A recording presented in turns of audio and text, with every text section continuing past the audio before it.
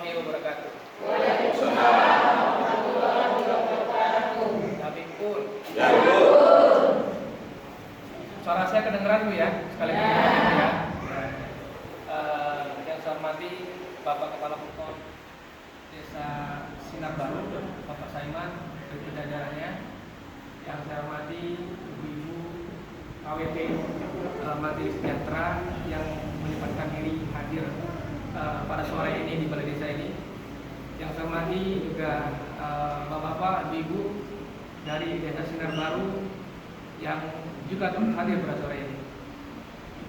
Pertama-tama kita ucapkan puja dan puji syukur kita kepada Allah Subhanahu Wa Taala karena dengan rahmatnya lah kita bisa hadir di sini dalam keadaan sehat walafiat. Yang kedua, salawat dan salam kita ucapkan kepada junjungan besar kita Nabi Muhammad Sallallahu Alaihi Wasallam. Semoga syafaatnya menaungi kita di yaumil akhir nanti. Bapak, Ibu, mungkin ada sebagian yang sudah tahu saya, sudah kenal saya, mungkin sebagian besar juga ada yang belum. Ya, nama saya Angga Satria Pratama, Ibu, anggota Komisi 2 DPRD Provinsi Lampung. Saat ini saya menjabat sebagai Wakil Ketua Fraksi Demokrat DPRD Provinsi Lampung.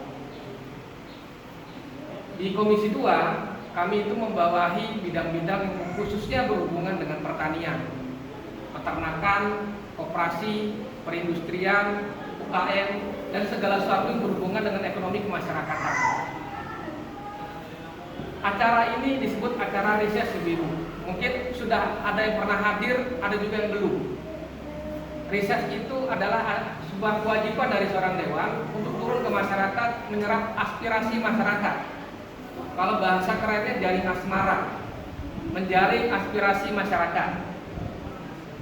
Dari acara ini, dewan biasanya meminta usulan-usulan dari warganya agar usulan-usulan tersebut bisa ditindak sebagai program-program khususnya di pemerintah Provinsi Lampung. Nah, acara ini juga saya juga memanfaatkannya juga untuk sosialisasi tentang bahayanya corona ini. Karena memang pandemi corona ini sampai detik ini belum ada yang tahu kapan akan berakhirnya. Sampai detik ini belum ada vaksin ataupun obat yang sudah terbukti. Jadi kita tidak tahu sampai kapankah kita harus seperti ini, menggunakan masker, terus menghindari ke daerah-daerah yang ramai seperti itu. Efek corona ini juga dampaknya cukup besar, khususnya di pemerintah Provinsi Lampung. Tidak hanya di Pekon saja, Pak. Pekon semuanya terkena dampaknya. Tidak hanya bahkan Indonesia, bahkan dunia. Dengan adanya dampak corona ini, jelas perekonomiannya terganggu. Biasanya kalau mendekati bulan-bulan Lebaran ini, hari-hari jelang Lebaran, biasanya ibu sedang laris-larisnya berjualan, laris-larisnya berdagang. Kalau saat ini terasa sekali mungkin sepinya. Perlambatan ekonomi kita ini tidak terjadi. Oh, silakan datang. Ini ketua SPI kita, Serikat Petani Indonesia, Bang Mulasin. Mungkin sebagian besar sudah pada tahu ya. Monggo Bang, silakan.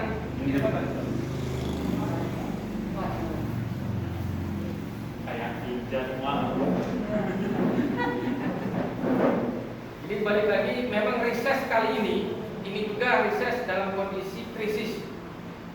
Dan sebagian dari riset 85 anggota dewan DPRD itu dialihkan sebagai besar untuk kegiatan bakti sosial. Pemerintah Provinsi Lampung ataupun dari kabupaten bersama para dewannya bergotong royong bagaimana caranya kita bisa melewati masa-masa pandemi ini. Karena masa-masa seperti ini bisa dibilang pembangunan juga mungkin akan tertunda.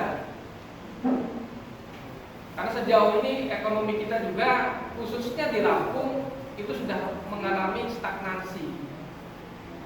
Tapi jangan takut ibu-ibu, usulan-usulan ibu-ibu, keluhan ibu-ibu, baik di bidang misalnya di KWT-nya ataupun di desanya ada usulan apa, silakan nanti disampaikan.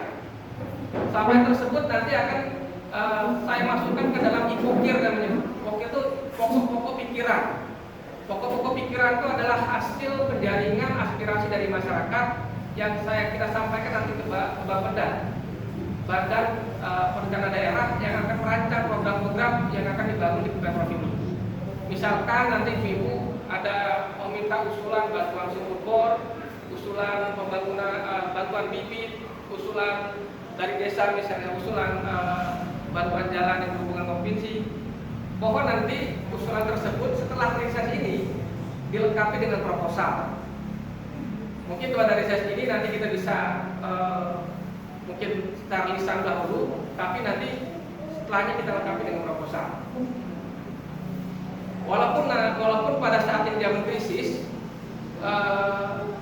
dan pelaksanaannya mungkin sedikit tertunda, tapi insya Allah proposal yang masuk ini akan terus saya kawal lebih dulu.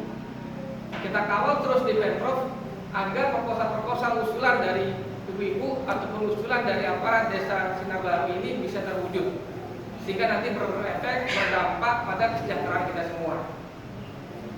Ibu, sedikit saya himbau, karena masalah corona ini juga membawa dampak-dampak yang lain. Selain dampak kesehatan, yang saya khawatirkan mungkin adalah nanti dampak kelaparan. Dampak ekonominya mungkin sudah terlihat sekarang. Jadi kenapa saya hari ini banyak mengundang ibu-ibu dari KWT?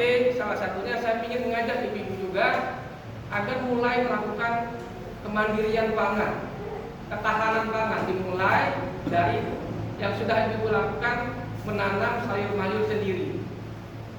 Karena menjelang masa krisis ini ibu, kita tidak tahu sampai kapan pemerintah kita saat ini mampu untuk memberi bantuan langsung ke bawah. Karena krisis corona ini tidak hanya terjadi di Indonesia, tapi juga di seluruh dunia. Dan krisis corona ini cuma baru permukaan. Karena di balik krisis corona ini adalah krisis ekonomi yang cukup besar. Mungkin tidak semua orang bisa berbicara soal ekonomi, Bu. Karena berita-berita ini kita juga harus sering baca dari berita-berita nasional maupun internasional. Tapi saya mengajak ibu semua, nanti kita bersama-sama agar kita bisa melewati masa-masa krisis ini dengan baik. Minimal sandang pangan keluarga kita itu terjaga. Mungkin nanti bisa diminta bantuan dengan Mbah Mulasin, yang saat ini kami sedang membuat proyek percontohan untuk kemandirian pangan. Proyek ini ya sedikit demi sedikit nantinya akan dijadikan sebuah percontohan setidaknya untuk Pringsewu, seidealnya untuk seluruh Lampung. Itu mimpi saya besar. Jadi silakan nanti setelah ini bapak-bapak, ibu-ibu yang ada di sini, misalkan ada usulan-usulan baik bantuan segala macam atau usul pembangunan, disampaikan saja. Ataupun jika pun ada keluhan-keluhan yang ada di desa yang kira-kira itu ranahnya pemerintah Provinsi Lampung, silahkan disampaikan. Usulan tersebut nanti akan saya catat, nanti akan saya sampaikan kepada pihak-pihak dinas yang terkait. Sekian mungkin sambutan saya. Selanjutnya mungkin kita akan lebih enak di sesi tanya jawab. Mungkin nanti tanya jawabnya kita mengalir saja, santai saja. Yang pasti nanti semua usulan-usulan ibu akan saya tanggapi dengan serius mungkin, dan kita akan catat agar bisa diteruskan ke dinas terkait. Paling sekian dulu, lebih kurangnya saya mohon maaf. Assalamualaikum warahmatullahi wabarakatuh.